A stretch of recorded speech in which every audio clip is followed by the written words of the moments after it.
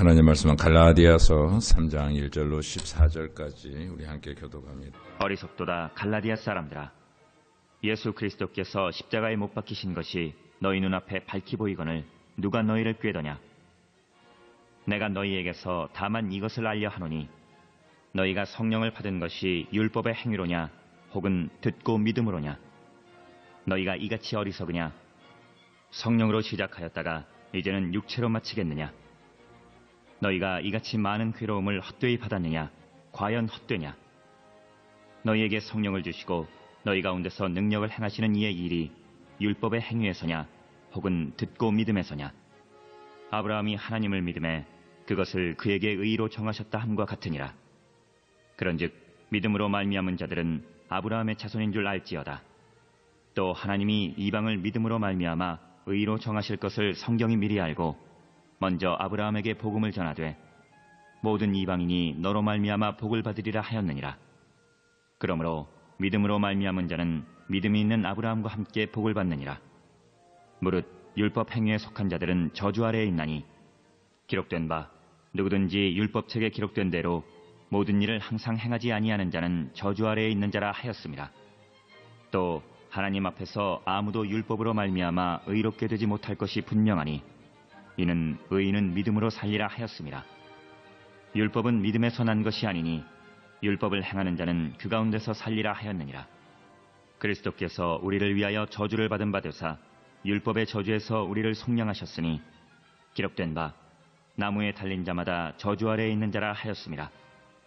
이는 그리스도 예수 안에서 아브라함의 복이 이방인에게 미치게 하고 또 우리로 하여금 믿음으로 말미암아 성령의 약속을 받게 하려 함이라. 아멘.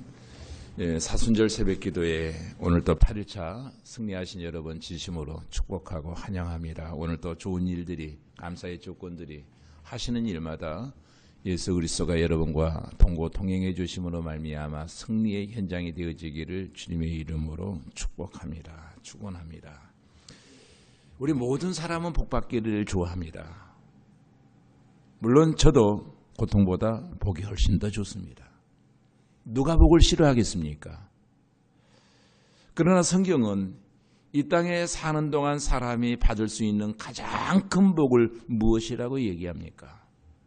가장 중요하고도 큰 복은 우리 인간이 하나님 앞에서 의롭다 함을 얻는 것이라고 선포합니다. 다른 말로 하자면 하나님 보시기에 의롭다 판정을 받는 거예요. 하나님의 기준에 따라서 의롭다 함을 받는 자들은 선물이 영생입니다. 이들은 하나님과 영원히 같이 살게 됩니다. 그러나 하나님 보시기에 의롭지 못하다는 평가를 받은 사람들은 영벌을 받게 되어집니다.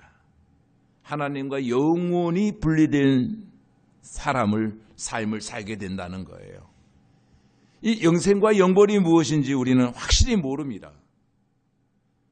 우리가 보통 천국과 지옥이라고 말하지만 성경에 자세히 다 나와 있지는 않아요. 그냥 우리는 천국과 지옥에 대해서 추측할 뿐입니다. 제가 이 땅에 들어오기 전에 하나님이 에덴 동산을 만드셨습니다. 에덴 동산에 살았던 아담과 하와의 모습을 보면은 영생이 어떤 것인지, 하나님과 동행하는 삶이 무엇인지 조금은 알 수 있습니다. 그때는 죽음이 없었습니다. 생명나무가 있었기 때문입니다. 생명나무 과실만 먹으면 영원히 살 수 있었습니다. 고통이 없었습니다. 질병이 없었습니다. 고난이 없었습니다. 시기와 미움, 질투가 없었습니다. 그러나 제가 이 땅에 들어온 후에 하나님의 벌을 받고 아담과 하와가 쫓겨난 후에 그들에게 다가온 것은 곧바로 죽음이었습니다. 그런데 거기에서 끝나지 않았습니다. 아담에게 가인과 아벨이라고 하는 두 아들이 있었는데 형 가인이 어느 날 동생 아벨을 시기하여 돌로 쳐 죽이는 끔찍한 사건이 일어납니다. 그것이 바로 영벌입니다. 여러분, 지옥의 모습을 알고 싶습니까? 이것을 한번 유추해 보십시오.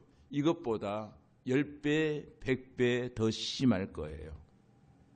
모든 사람이 모여서 서로 미워하고 서로 죽이려 합니다. 그저 험담하고 비난하고 시기하고 모든 사람을 경쟁과 질투의 대상으로 바라보는 겁니다. 그러므로 우리가 이 땅에서 물어야 할 가장 중요한 질문이 바로 이것입니다. 나는 과연 하나님 앞에서 의롭다 함을 얻었는가?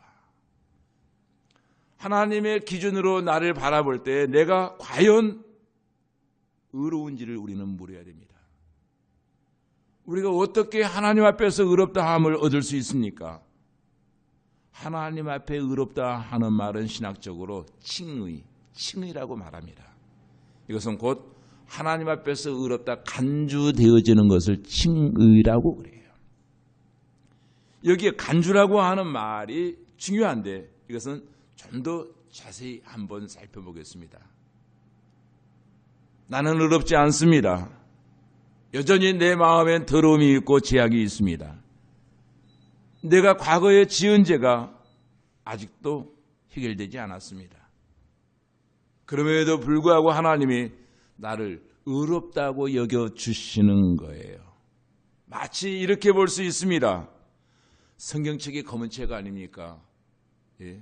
그런데 여러분, 제가 성경책 위에 하얀 종이를 하나 올려놓으면 어떻게 될까요? 무슨 색으로 보일까요? 예? 여러분, 하얀색으로 보일 겁니다. 바탕은 검은색인데 원래는 검은색인데 하얀색을 올려놨더니 눈에 보이는 게 하얀색으로 보이는 거예요. 이것이 성경이 말하는 칭의예요. 나는 원래 검은 사람이에요. 검은 죄가 있어요. 그러나 하얀 예수님이 나를 딱 가로막고 나를 덮어버리니까 그때부터 내 모습이 하얀색이라고 말합니다. 하나님이 우리를 의롭다고 하실 때 그것은 우리의 검은색 그대로를 보지 아니하시고 예수 그리스도를 통해서 우리를 보는 겁니다. 물론 나는 죄인입니다. 죄를 많이 지었습니다. 여전히 내 마음에는 미움이 있습니다. 사람들이 보지 못하고 알지 못하는 온갖 죄악이 내 안에 꿈틀거리고 숨어 있습니다. 네, 하나님이 나를 보실 때 그 죄가 그대로 보입니다. 예. 그러나 내가 예수 그리스도를 믿고 나면 어떤 일이 생깁니까? 예수님이 내 앞에 가로막고 서시는 거예요. 아버지, 한기섭을 있는 그대로 보지 마시고 저를 통해서 보시옵소서. 갈보리 십자가에서 피 흘리신 예수님이 가로막고 서실 때 하나님께서 나를 보지 아니하시고 예수님을 보십니다. 이것을 가리켜서 신학적으로 칭의라고 그럽니다. 예수를 믿으면 예수가 나를 가로막는 거예요. 예수가 나를 덮어버린다는 거예요. 그러면 우리가 어떻게 칭의를 얻을 수 있습니까? 성경은 오직 한 가지 방법을 우리에게 말하고 있습니다. 칭의는 믿음으로 얻는 것입니다. 그러나 그 의미를 확실히 알고 믿는 사람이 많지는 않아요. 하나님 앞에 의롭다함을 얻으셨습니까? 라고 물어도 확신이 없습니다. 하나님 앞에 의롭다함을 얻고 찬송을 불러도 마음에 감동이 없습니다. 그 이유가 무엇일까요? 기로는 수없이 설교를 통해서 들었습니다. 하나님 앞에 의롭다함을 얻는 확신이 없고 또 의롭다함의 의미를 깊이 이해하지 못하기 때문에 감동이 내 마음에 없는 거예요. 그 이유는 하나입니다. 사탄이 우리 마음에 들어와서 복음의 소리를 희미하게 만들어버린다는 거예요. 사탄이 이 땅에 와서 인간에게 최초로 한 일이 무엇입니까? 하나님이 하신 일을 의심하게 만드는 일이 사탄의 사역이에요. 아담과 하와가 에덴에서 타락한 이유가 뭐예요? 그들의 마음에 의심을 넣는 일을 해요. 우리가 말씀을 듣고 의롭다함이라고 하는 용어의 의미를 알면서도 설마 진짜 정말 이게 사실이야? 그걸 믿으려고 하질 않아요, 사람들이. 고린도후서 4장 3절로 4절에 보면 이렇게 말합니다. 만일 우리의 복음이 가리웠으면 망하는 자들에게 가려진 것이라. 그 중에 이 세상의 신이 믿지 아니하는 자들의 마음을 혼미하게 하여 그리스도의 영광의 복음의 광채가 비치지 못하게 함이라. 그리스도는 하나님의 형상이니라. 왜 믿음으로 의롭게 된다고 하는 이 간단한 진리를 사람들이 받아들이지 못하느냐? 설교하는 목사의 설교의 능력이 부족해서인가? 아니면 성경 공부가 부족해서인가? 고린도서는 그렇지 않다는 거예요. 성경은 사탄의 역사라고 말을 합니다. 성경은 사탄이 이 세상에 믿지 아니한 사람들의 마음, 세상 신들이 바로 사탄을 말하는데, 사탄이 믿으려고 하는 사람들의 마음을 혼미하게 해서 그리스도의 영광의 복음의 광채가 더 이상 비춰지지 못하도록 미혹한다는 거예요. 우리의 마음을 혼미케 해서 믿지 못하게 만든다는 겁니다. 그런데 이 사탄의 사역이 갈라디아 교회 속에서도 계속 되어졌다는 거예요. 사도 바울이 갈라디아에서 복음을 전했을 때 그들은 매우 감동과 감격 속에서 복음을 받아들였습니다. 그러나 얼마간의 시간이 흐르자 거짓 교사들이 그 교회 안에 들어온 거예요. 들어와서 그들이 다른 복음을 가르치며 막 간증하는 겁니다. 그랬더니 사탄의 활동에 교인들이 다 넘어가 버렸어요. 그것이 3장 1절의 내용이에요. 한번 읽어보세요. 시작.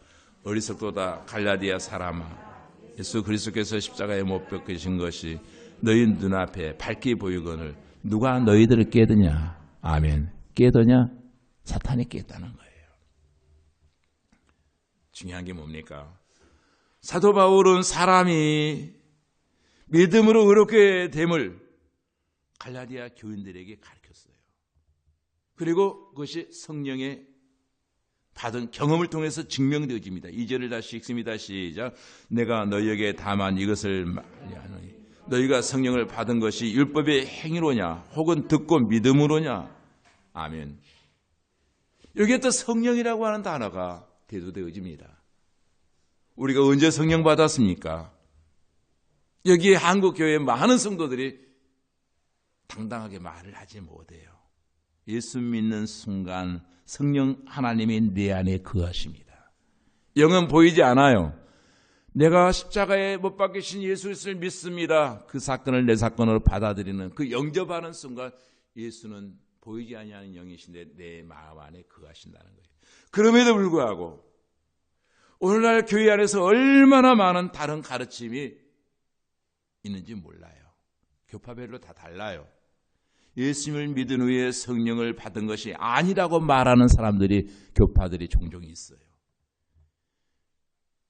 여러분, 예수님을 믿는 사람들에게 언제 성령 받았느냐고 하면은 많은 사람들이 이런 착각을 하고 소설을 만들어냅니다.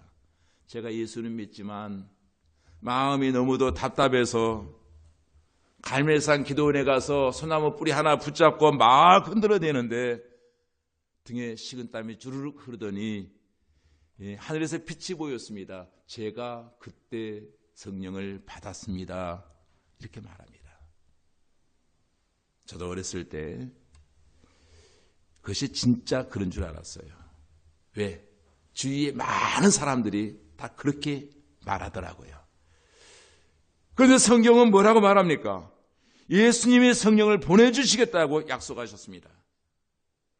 어제 배웠잖아요. 내가 가면 또 다른 보혜사를 너희에게 보내리니 보혜사가 무엇입니까? 파라클로테스라고 하는 헬라어의 의미는 옆에서 돕는 자를 말합니다.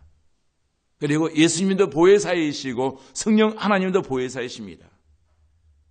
내가 예수 그리스도를 구주로 영접하여 하나님이 나를 의롭게 선포하신 그날 성령님은 내 안에 임하신 거예요.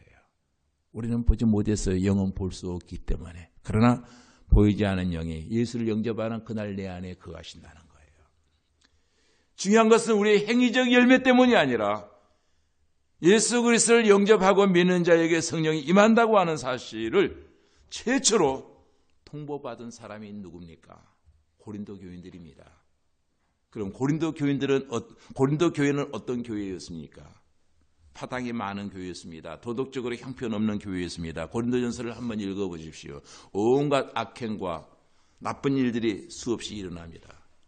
그러나 하나님은 고린도 성도들 향해서 이렇게 선포하십니다. 고린도전서 3장 16절에 보니까 너희가 하나님의 성전인 것과 하나님의 성령이 너희 안에 계시는 것을 알지 못하느냐?